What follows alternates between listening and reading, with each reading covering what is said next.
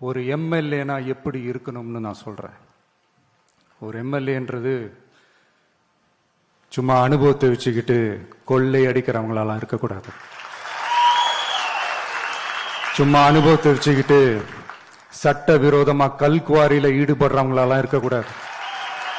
சும்மா அனுபவத்தை வச்சுக்கிட்டு கேள்வி கேட்கிற பிரஸ் ரிப்போர்ட்டர்ஸ தாறுமாறா தாக்குறவங்களாலாம் இருக்கக்கூடாது. இன்னும் ஓப்பனா சொல்லணும்னா, இந்த திமுகவில் இருந்து வந்த ஒரு எம்எல்ஏ மேல கொள்ளையடிச்ச கேஸ் இருக்குது, போதைப் பொருள் கடத்தல் கேஸ் இருக்குது, திருட்டு கேஸ்லாம் இருக்குது. திருட்டு கேஸ்ல எல்லாம் ஜெயிலுக்கு போயிட்டு வந்தவர் ஒருத்தர் இருக்கிறாரு. நீங்க கூட யோசிக்கலாம், அவர் யாரு அப்படின்னு நீங்க யோசிக்கலாம். அந்த எம்எல்ஏ யாருன்னு உங்களுக்கு யோசிக்க தோணும். இன்னொரு க்ளூ வேணா நான் தரேன்.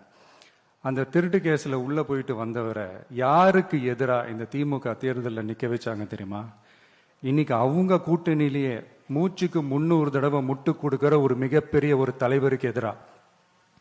அந்த தலைவரை தோக்கடிக்கணும்னு தான் 1996ல அவருக்கு ஆப்போசிட்டா இந்த எம்எல்ஏவை நிக்க வச்சாங்க.